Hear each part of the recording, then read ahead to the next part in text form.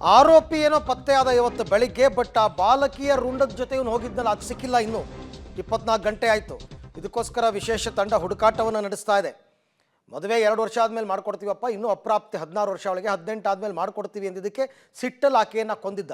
ಈಗ ಅವ್ನು ಸಿಕ್ಕಿದಾನಲ್ಲ, ಈಗ ಅವ್ನು ವಿಚಾರಣೆಯಲ್ಲಿ ಬಾಯಿ ಬಿಡಿಸ್ಬೋದು. ಆ ರುಂಡವನ್ನು ಏನು ಮಾಡ್ದ, ಏನು ಎತ್ತ ಅಂತಕ್ಕಂಥದ್ದು. ಬಟ್ ಅದನ್ನು ರಿಕವರಿ ಮಾಡಲೇಬೇಕು ಪೊಲೀಸರು. ಅದೇನು ಮಾಡಿದ್ದಾನೆ ಅಂತಕ್ಕಂಥದ್ದು ಇನ್ನೂ ಕೂಡ ಗೊತ್ತಿಲ್ಲ. ಯಾಕೆಂದರೆ ಪ್ರಕರಣದಲ್ಲಿ ಎಲ್ಲವೂ ಕೂಡ ತನಿಖೆ ಆಗಬೇಕಾಗತ್ತೆ. ಇವನು ಮಾನಸಿಕ ಅಸ್ವಸ್ಥನ ಇಲ್ವಾ, ಕೇವಲ ಮದುವೆನ 2 ವರ್ಷ ಆದಮೇಲೆ ಮಾಡ್ಕೊಡ್ತೀವಿ ಅಂದಿದ್ದಕ್ಕೆ ಅಷ್ಟೊಂದು ಕ್ರೂರತೆ ಏನು, ಅಷ್ಟೊಂದು ದ್ವೇಷ ಏನು ಆ ಹುಡುಗಿ ಮೇಲೆ, ಯಾಕೆ ಆ ಥರ ರುಂಡವನ್ನು ಕತ್ತರಿಸ್ದ, ಇದೆಲ್ಲವನ್ನು ಕೂಡ ನೋಡಬೇಕಾಗತ್ತೆ. ಎಸ್, ಈ ಎಲ್ಲ ವಿಚಾರಕ್ಕೆ ಸಂಬಂಧಪಟ್ಟಂತೆ ಮತ್ತಷ್ಟು ಮಾಹಿತಿ ನಮ್ಮ ಪ್ರತಿನಿಧಿ ಮಲ್ಲಿಕಾರ್ಜುನ್ ಅವರಿಂದ ಪಡ್ಕೊಳ್ಳೋಣ. ಎಸ್ ಮಲ್ಲಿಕಾರ್ಜುನ್, ಈಗ ಆ ಬಾಲಕಿಯ ಕೊಲೆ ಪ್ರಕರಣಕ್ಕೆ ಸಂಬಂಧಪಟ್ಟಂತೆ ಏನೇನು ಅಪ್ಡೇಟ್ಸ್ ಆಗಿದೆ ಇಲ್ಲಿ ತನಕ?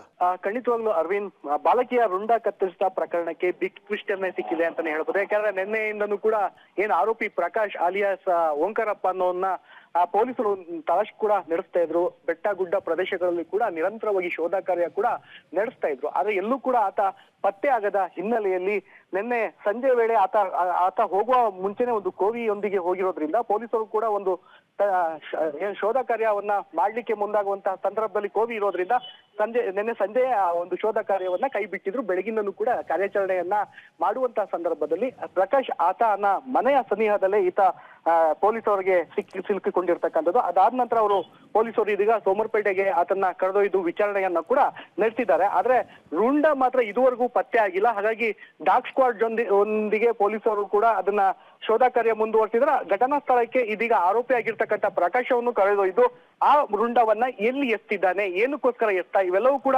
ಮಾಜರನ್ನ ಮಾಡ್ಬೇಕಾಗುತ್ತೆ. ಮಧ್ಯಾಹ್ನದ ನಂತರ ಆರೋಪಿಯನ್ನ ಸ್ಥಳ ಪರಿಶೀಲನೆಗೆ ಕೂಡ ಕರೆದೊಯ್ತೀವಿ ಅನ್ನೋ SP ಅವರು ಮಾಹಿತಿಯನ್ನು ಕೂಡ ನೀಡಿರ್ತಕ್ಕಂಥದ್ದು. Arvind, okay Mallikarjun, thank you ತಮ್ಮೆಲ್ಲ ಮಾಹಿತಿಗೆ. ಸದ್ಯಕ್ಕಂತೂ ಈಗ ಅವ್ನು ಸಿಕ್ಕಿದ್ದಾನೆ. ಅವ್ನು ಸಿಕ್ಕಿರೋದ್ರಿಂದ ಅವನ ಹತ್ರನೇ ಬಾಯಿ ಬಿಡಿಸ್ಬೋದಲ್ಲ, ಎಲ್ಲಿ ಬಿಸಾಕ್ದ, ಏನು ಮಾಡ್ದ, ಬಿಸಾಕಿದಾನ ಇಲ್ವಾ, ಮೊದಲೇ ಅಸ್ವಸ್ಥ ಅಂತ ಹೇಳ್ತಾರೆ.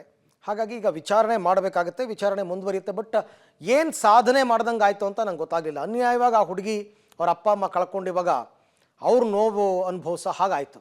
ಇದರಿಂದ ಏನು ಸಾಧಿಸಿದ ಅವನು ಅಂತ ಗೊತ್ತಿಲ್ಲಪ್ಪ.